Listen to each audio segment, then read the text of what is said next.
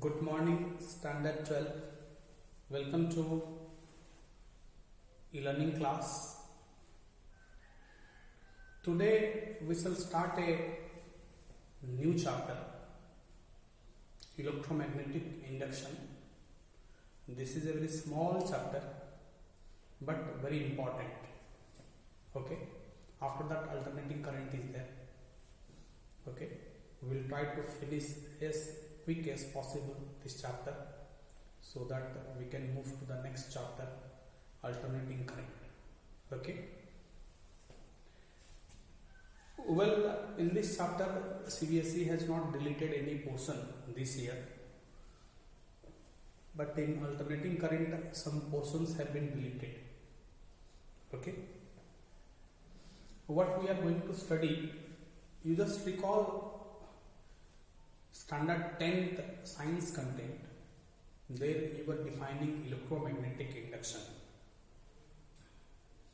and there was an experiment also which we call Faraday's experiment.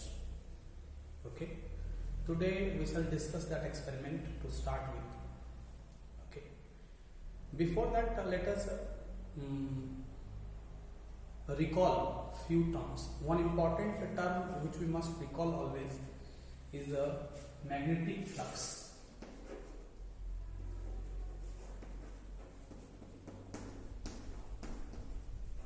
Magnetic flux. Okay. Magnetic flux का दो meaning हम यहाँ पे समझ सकते हैं कि number of magnetic field lines crossing a region, crossing a unit area,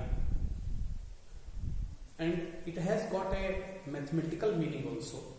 इसका एक मैथमेटिकल मीनिंग भी है. Suppose if I consider a simple bar magnet also, near to the bar magnet field lines are very crowded.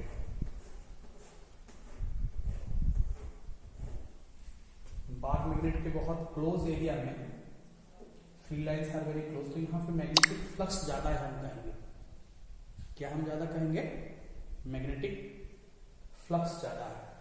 अब जैसे कोई ये वाला point है जहाँ पे मैग्नेटिक फील्ड लाइंस थोड़ा सा डिस्टेंस में है, तो यहाँ पर फ्लक्स कम है.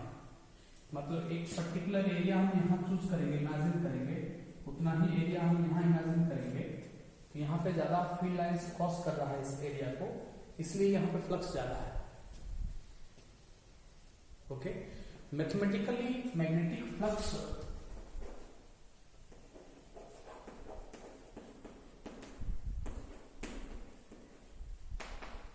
is equal to phi.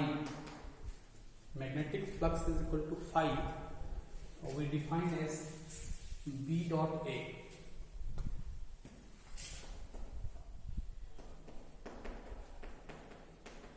तो ये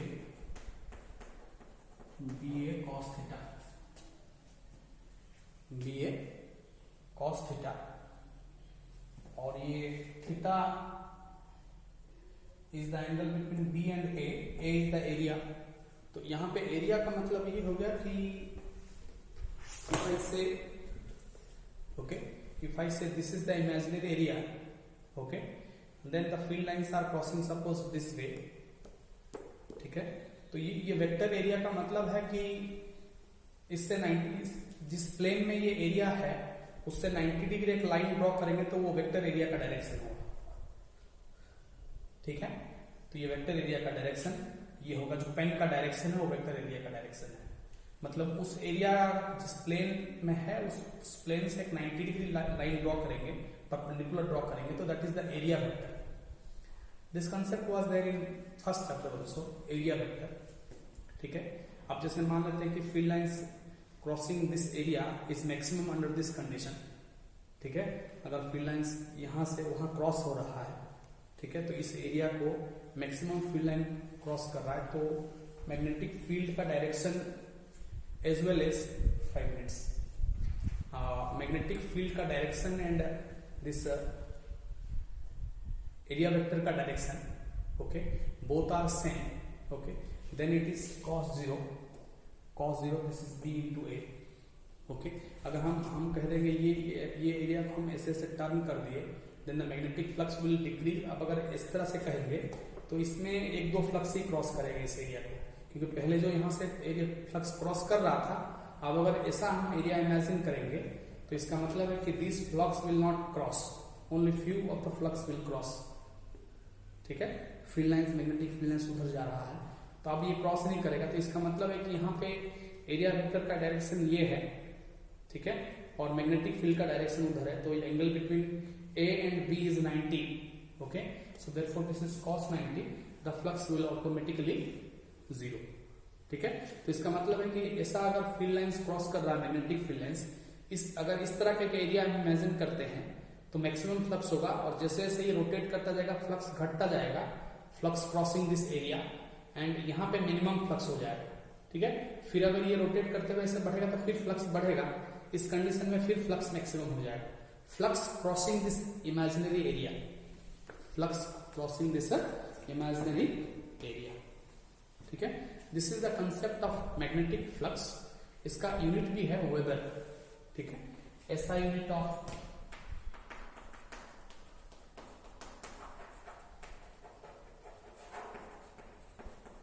magnetic flux is WBR, capital W small b, ठीक।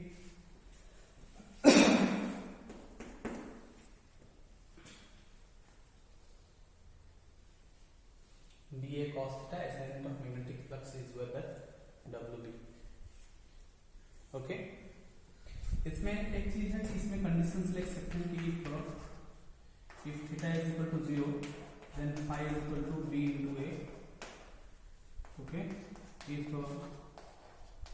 theta is equal to 90 degree, ठीक है, then phi is equal to 0. Theta 0 होने पर ये cos 0 हो गया, cos 0 1 हो गया, B into A, theta 90 degree होगा जैसे अभी हम एग्जांपल दिए, तो ये cos 90 0 हो जाएगा, तो 0 मल्टीप्लाइड बाय समथिंग 0, तो phi becomes 0। ठीक है, ए को वेक्टर एरिया और एरिया वेक्टर भी कभी कभी कहा जाता है। ठीक है, ये देखिए, ये इलेक्ट्रोमैग्नेटिक इंडक्शन को इंट्रोड्यूस करने के लिए एक बहुत इंपॉर्टेंट कंसेप्ट है। Okay, let me introduce that. Okay, जैसे इसको हम कहते हैं फैराडेज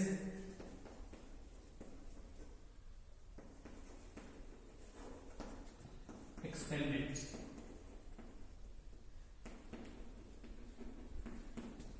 फैराडेज एक्सपेरिमेंट, ठीक है, ये for electromagnetic induction, for electromagnetic